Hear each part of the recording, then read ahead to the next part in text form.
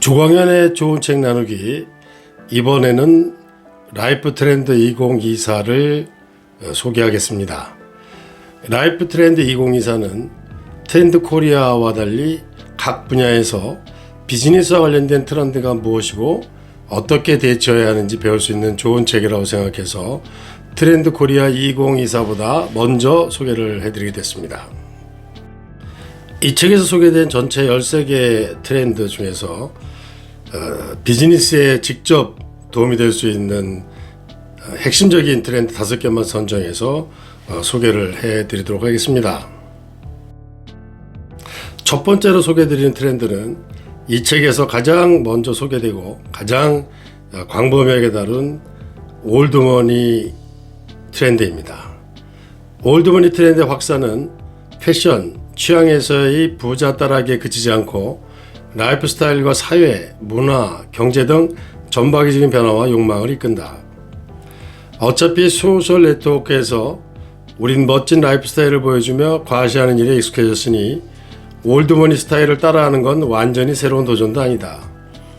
그러니 올드머니에 대한 열광이 일부가 아닌 1020, 30 세대 전반으로 확산될 수 있는 것이다. 그리고 확산해서 그치지 않고 다양한 기회를 창출하고 다양한 파급 효과를 일으킬 수 있다. 슈퍼카나 요트는 못 사도 올드머니가 선택하는 패션은 따라할 수 있다. 설령 짝퉁이라도 올드머니 스타일로 보일 수 있다. 올드머니 라이프 스타일 중 패션 분야에 1020 세대가 가장 많이 열광하는 건 이 때문이다.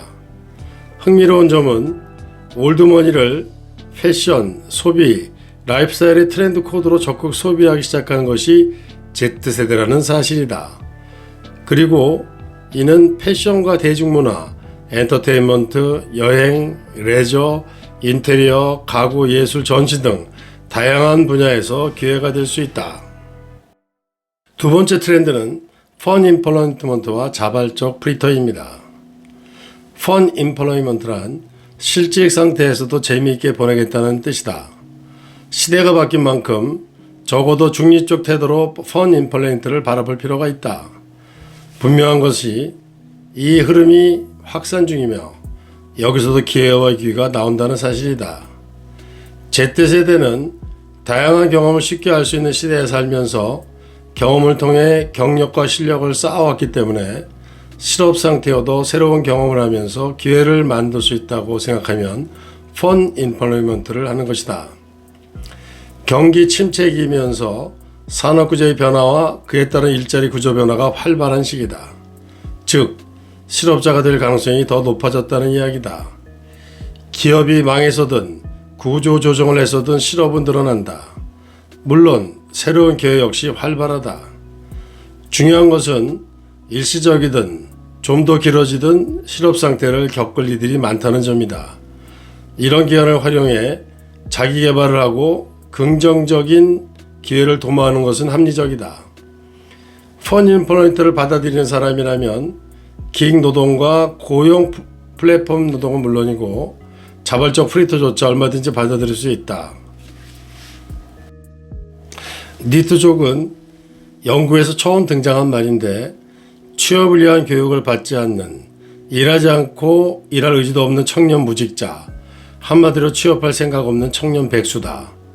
이런 니트보다는 프리터가 100번 낫다. 니트를 프리터로 전환하는 정책과 지원이 필요하다. 통계청에 따르면 2023년 5월 기준 15세에서 29세 청년 취업자 400만 명 중 주 36시간 미만 취업자가 100만 명이다. 주 36시간 미만의 아르바이트나 파트타임, 프리랜서 일한다. 당연히 적은 임금 등 양질의 일자리는 아니다. 그런데 놀랍게도 주 36시간 미만 근무 청년 중 75%가 계속 그대로 일하고 싶다라고 답했다. 세 번째, 스마트 그레이와 에이지리스 유스. 사회적 영향을 가진 노인을 스마트 그레이라고 명명한다. 점점 나이를 지우고 나이를 멈추려는 사람들이 늘어난다. 그러나 아무리 자신이 좋다고 여기는 나이가 되더라도 그 나이에 멈춰 있을 수는 없다. 노인이라고 다 같은 노인이 아니다. 새로운 기술을 흡수하고 시대 정신을 받아들이고 경제력까지 있는 노인을 더 이상 과거의 노인처럼 봐서는 안 된다. 이들은 중요한 소비자이자 새로운 트렌드 세터가 되기도 한다. 소비자를 넘어 사회적 영향력을 가진 노인들이 있다. 이런 노인들을 스마트 그레이라고 명명한다. 역사상 가장 강력한 노인 시대가 열리는 중이다. 기업은 60세 이상 세대에 주목해야 한다. 2030년이 되면 전 세계의 60세 이상 인구가 35억 명에 달할 것이다.